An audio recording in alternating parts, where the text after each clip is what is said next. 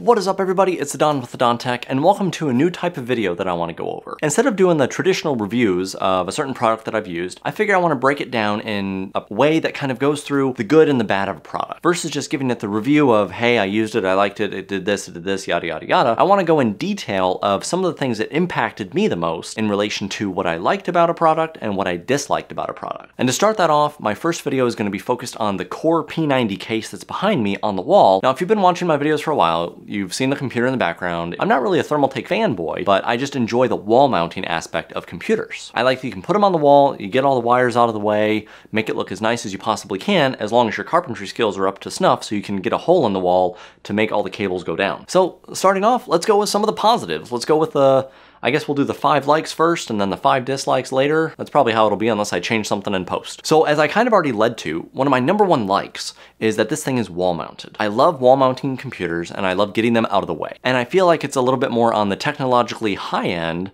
in a sense where you can kind of move everything away. You have the desk that can be focused on just the desk and computer stuff, and you have the computer that's kind of off doing its own thing. And this machine has plenty of space. You have a ton of options for hard drives, SSDs, cable management. Because it's giant and open in the back of the case, you can pretty much have no restraints on anything that you put inside this thing. If it has screw holes and you can mount it, you can pretty much put it in here. But me, I'm only using one SSD. I don't have anything else connected in the back, or really anything more than what you see on it, because I don't need to. So I'm not taking full advantage of it, but when I was building with it, I loved that it wasn't this, you have to track the cables down in a specific way. It was just, you can kind of let them fall down. As long as they're not showing, they're not showing. It was a lot nicer, and I appreciated building in that way. And the Core P5 and the Core P90 are my first and second water cooling jobs I have ever done. I never had an interest in water cooling. I never had a client that needed water cooling. So besides using the closed loop reservoirs, I've never done water cooling itself. And these cases, specifically the Core P90, they're as friendly as they can be for that. You have a ton of options up to a 480mm radiator. You can do soft loop, which is what I've done. You can do hard tubing, which is what you can do. And then you have all this space where you can put tubes pretty much anywhere. You can add on to, 2 graphics cards easily, probably even 3 graphics cards you can water cool very easily. And on to that, I'd say the temperatures on this guy, I'm usually averaging about 27 degrees Celsius on idle and maybe 40 degrees Celsius on load when I'm actually doing a render job. The fourth thing that I enjoy is that they added tempered glass. I love the new design structure that we're heading to with computers, or I guess we've been there for a while now, but having tempered glass on everything is awesome. It looks a lot cooler, a lot neater, it gives kind of a smoky effect, but I do have a dislike for that, so stay tuned. Number 5. To me, the case was extremely easy to build with. I loved the experience of pretty much getting a box with all the components and all the metal and putting most of it together. You have the shell that's one piece, but almost everything else has to be added on. All the rails, the water cooling mounting hardware, the tempered glass, all that stuff has to be added on. That might be a flaw for some, but I enjoyed that. The first dislike on this one, which was the most notable for me, was that the graphics card riser cable was defective. So you can mount the graphics card in here sideways the way that I have it, or front mounted on another railing that they give you with a riser cable that they give you. But that PCI riser cable was bad. It was causing my machine to blue screen. So I can't do that. That's a really, really big flaw. Do I care to contact Thermaltake and get any money back or get restitution for that? Not really, because I don't want to have to go through the hassle of, if my computer is having any problems, it can usually be that thing.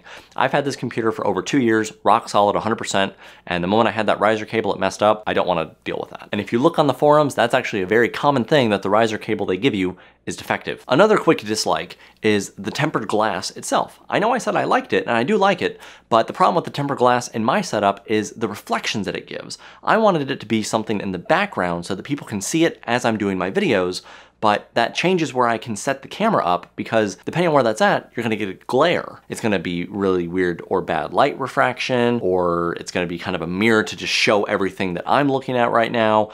And to me, that's not appealing for studio use. Another dislike is actually going to be the size. This isn't a small case by any means, and it's a pretty rather large case. The previous wall mountables by Thermaltake are the same size, pretty much, except this one's bent in half on the ATX form factor. So that makes it a little bit more unruly. Everything kind of sticks out from the wall a lot more, and it's not a nice, seamless, flush design. And since it's so big on the wall, and I like to do all that wire management, you lose some of the surface area where you can hide the wires behind the case.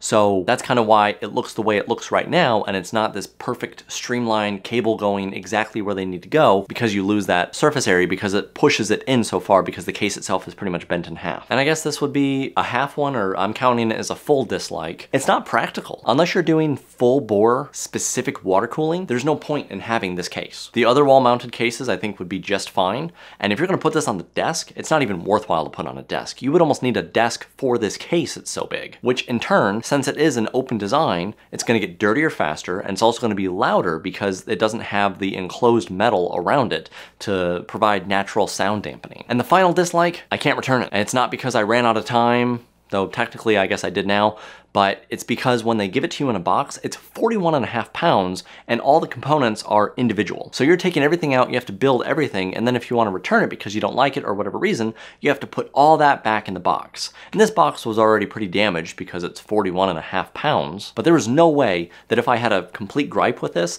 that I'd be able to put it all back and send it back for my money back. So we're both stuck with this case, unfortunately, until I find another case that I want to do. So Lee, please come out with another nice wall mountable case. I really love the PC06SX or whatever that series was, and I want something else like that just for my editing rig. Come out with that again, I'm on it. So there you have it, guys. That's my breakdown of this case. I hope you found this video style interesting. I hope it's something that you enjoyed. If you'd like to see more of this, give me some encouragement by hitting that like button.